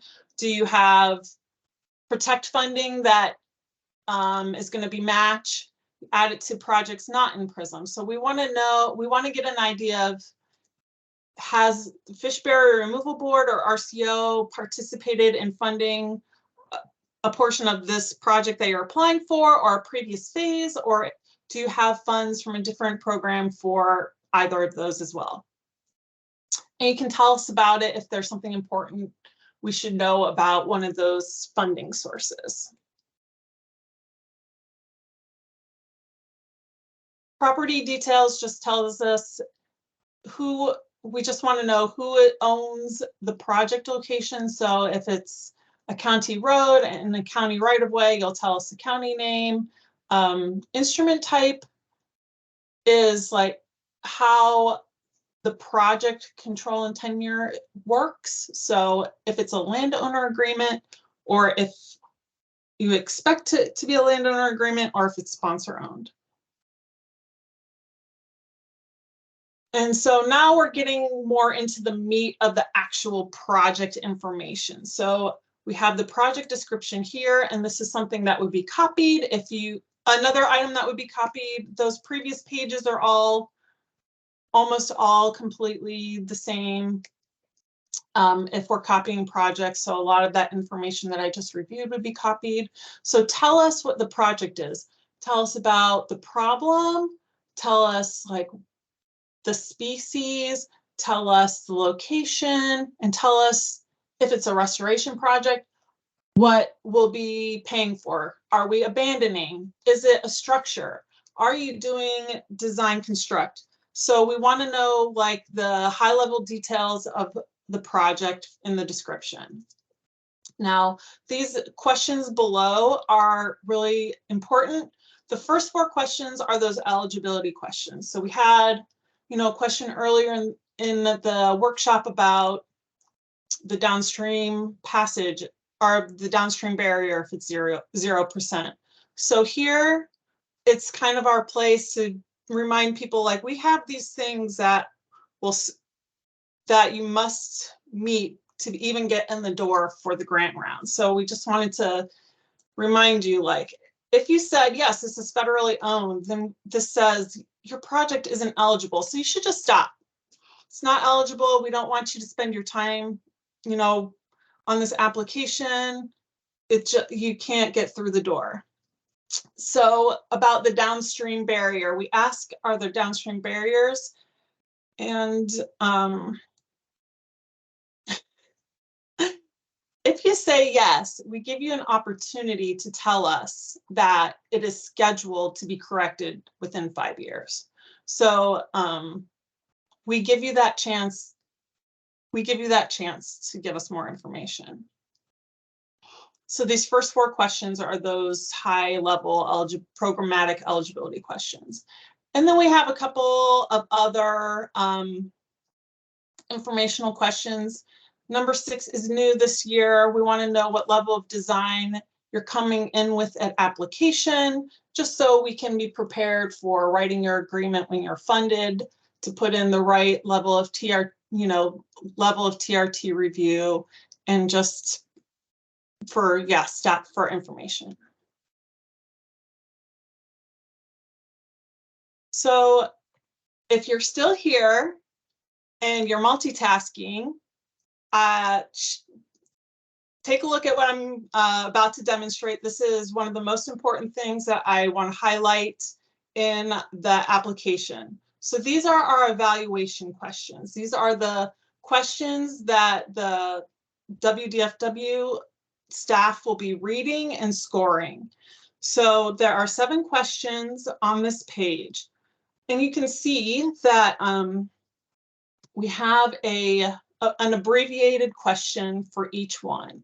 This is not the full evaluation question. You can look in Manual 22 to see the full evaluation question, but you can also see it in PRISM. So you can either click, you can see here, I'm hovering over the question and it says you can click on the question and you'll get a pop-up box. And this is the full question that you need to be answering. And it tells you how many points is possible and all of the bulleted items that where you can get points. So it is imperative that you either have your manual open or you click on either the question or the info button. This info button will also open up this box to understand the full question that we are asking and scoring. If you don't do this, you're going to leave points on the table, and we don't want you to do that. You can click through each question as you work on them, and they will transition. You do not have to close this box. It will just go to the next question as you click on it. As you can see, I am clicking, and it is moving.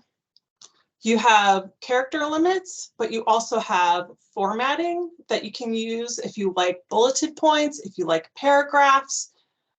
So if you want to create topics in order to hit all the question elements. Some of these evaluation criteria have multiple questions embedded in them, like this one, number 6. Is it in the same stream as the proposed project? Is it in the same hook as? So make sure you read and understand and double check and be thorough, like John said. Don't leave a question unanswered.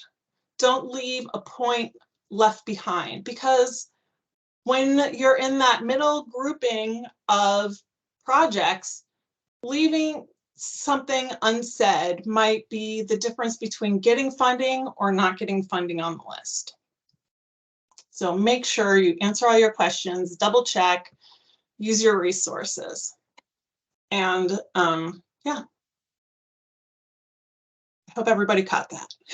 I think I emphasized it enough. Joy, I see you. Just a time check. We have 5 more minutes. Okay. And I have a couple questions in the queue whenever you're done. Okay. So I will go faster. Thank you. And you'll see, so I'm hitting the next button. This box doesn't go away, so you have to close it yourself. Select your metrics, and the metrics include miles and information that also gets scored, and it also includes cost information. I wanted to point out that we have 2 metrics that appear to be the same. One of them is the fish barrier removal board metric for miles made accessible, and one of them is for surfboard. And this is an RCO data gathering thing. And the difference is if you have a if you have any type of barrier downstream of your project, for the surfboard metric, it will be 0. If your downstream barrier is partially passable, for fish barrier removal board, you will put the upstream miles here. And staff will review and make sure this is correct. So do your best, and we're going to double check it. For the person who asks about priority watersheds, if you're working in one, you can check it off here. and then work with your salmon recovery region to understand among the projects that are applied for in that watershed for this grant round, what is your priority? So there might be 4 other projects that are being applied and pitched. So are you 1, 2, 3, or 4? And that's what we're asking for there. This is a summary screen for the costs that you indicated on the metric screen. If you notice your costs are incorrect, you can correct them on the screen, and they will also be corrected on the metrics screen. I'm going to skip to this other application because it has this data filled out. So this is the cost summary, and you'll add your match here. This project didn't have a match requirement, I guess. I'm not sure. That's okay. So you'll click Add Match. You select the type of match, and then the type.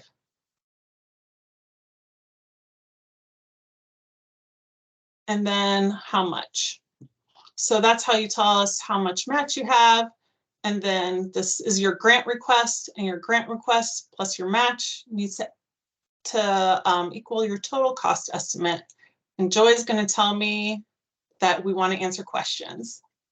Let's do it. And people who can stay on, I'll finish up. And if not, you can watch the recording. Thank you, Alice. Yep, you got Okay, it. briefly, question around PRISM.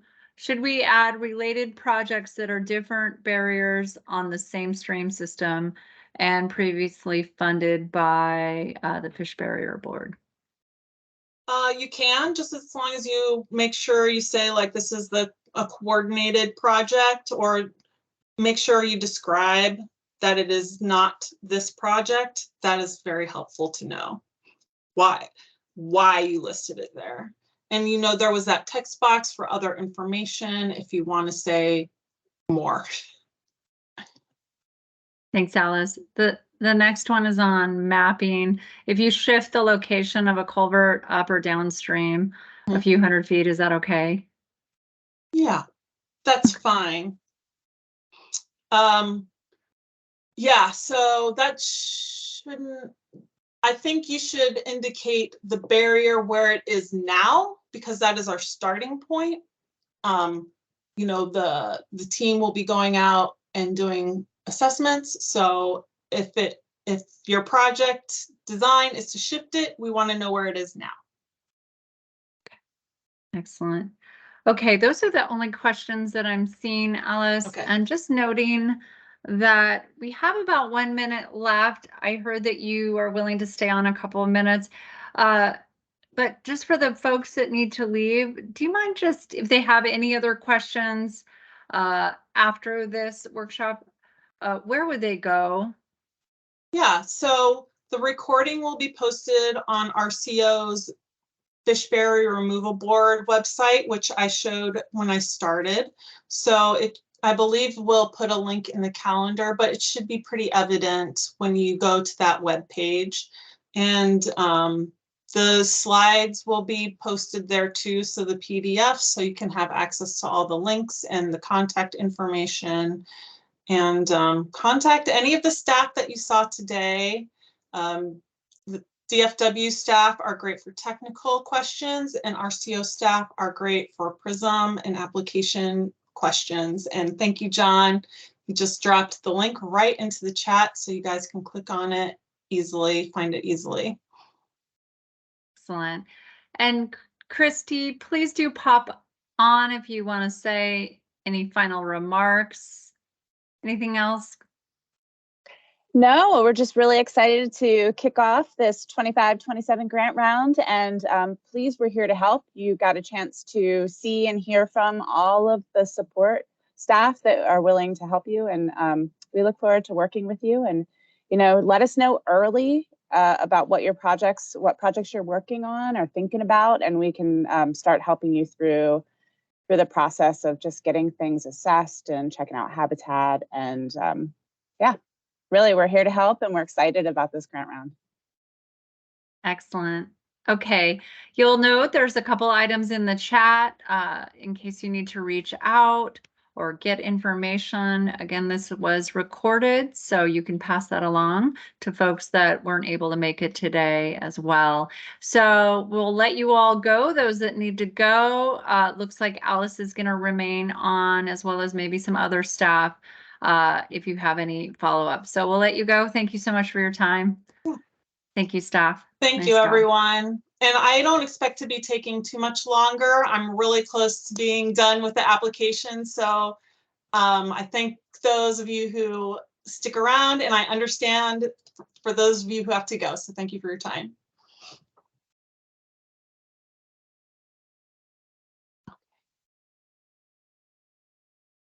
I have to reshare my window. Can you see PRISM again?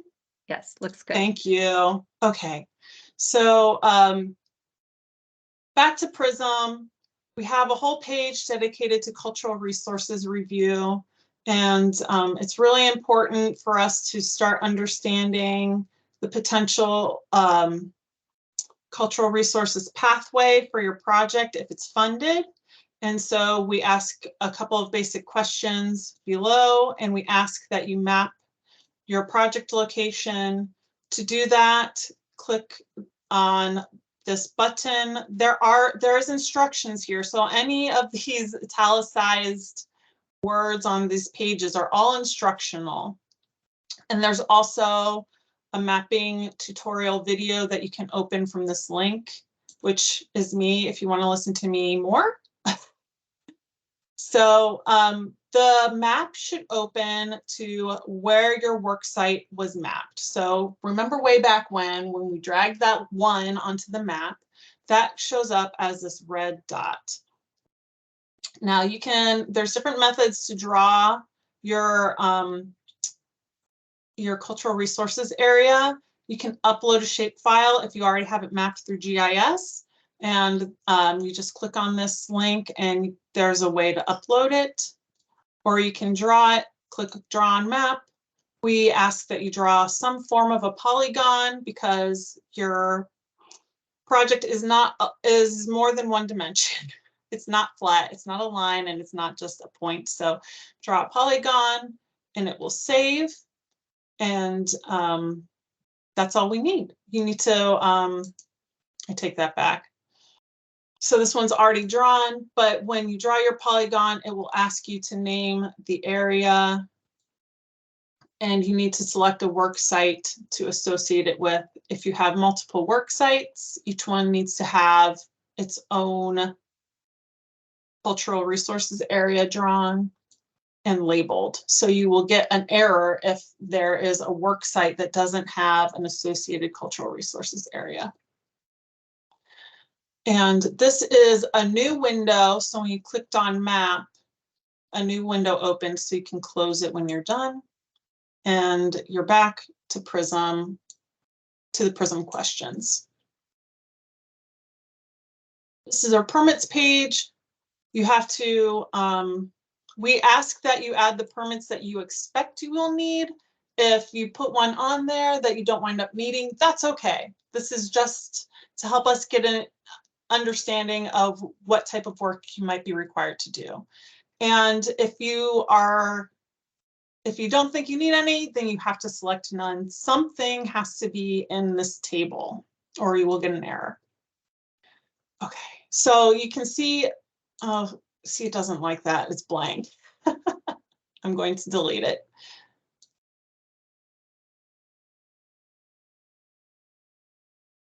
So this is the attachments page I was discussing before, and the required attachments checklist.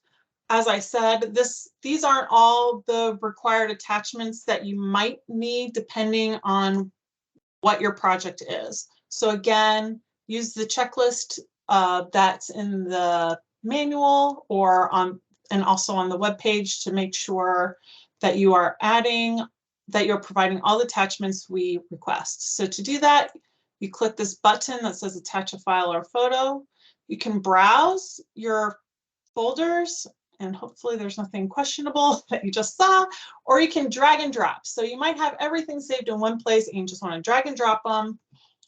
And then we'll ask you for an attachment type. So we want you to label your photo. So it's a list of types of attachments. So we have an attachment that's an application resolution. We have an attachment type that's a cost estimate. We have an attachment type that's a map planning area. So that's how these boxes get checked, is that you've selected that attachment type for different attachments. That's how PRISM knows. And then you click upload and you wait for PRISM to do its thing, and then they are attached. So this is the staff score screen. So this is where you'll see where those staffed scored questions are. And if you think like, oh, I thought I was going to get 5 points for the miles made accessible, but it was only scored 3. And so you can type in an applicant challenge comment here to be like, to say, my project is opening up X number of miles, but I wasn't scored appropriately. Please, please rescore. And we will take a look at what you've said. We might contact you to understand where the discrepancy might have occurred, and then we can update that score. So the staff scores are objective. They're based on characteristics of the project that are very straightforward. And those won't be filled in until after you've submitted your application. So there's nothing you have to do on the screen for your application. Okay, so you can see PRISM thinks I made a change, so it gave me a heads up like, you're going away from this page, because I clicked in the navigation on the left instead of next. So it was like, hey, so you will get a little pop-up if you click on something that's going to take you out of the screen before you save. To be able to submit your application, you must check your application for errors. The certified checkbox has to be checked, and it will not be activated until you have checked your application for errors. And all of the items here in the navigation bar need to have green check marks. Anything with a red exclamation point has something that's incomplete, so you need to go to those pages, see what PRISM is telling you, and then make those corrections. And you can either refresh the errors page by page, or if you, like this application, have many pages that require attention, you can go back to your submit application page and refresh your application for errors. So once you have all of your exclamation points changed to green check marks, you should be able to click the certify box and submit your application. And just to reiterate, your application needs to be complete and submitted in January. I think it's January 18th. You'd think I'd have it remembered. We mentioned it like 4 times today, but you have to submit in January. We will be monitoring that. If you're having problems, you can contact RCO. It might be a PRISM issue. If you have problems and it's getting close to the deadline, email us and we can troubleshoot with you the next day. You won't be penalized because you've notified us like, I have got this PRISM issue and I can't resolve it, and it's 6 p.m. and there's nobody around and I'm trying.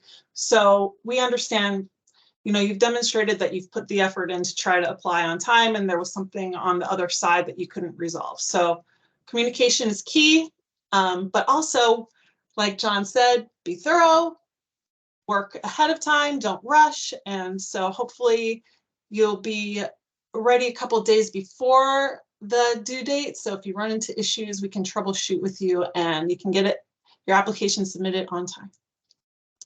And that, I think, is all I'm going to say. So thank you, everybody who stuck around, and good luck. Right. Thanks to those that stayed. There's information in the chat if you have any further questions. Thanks again. Have a great rest of your day.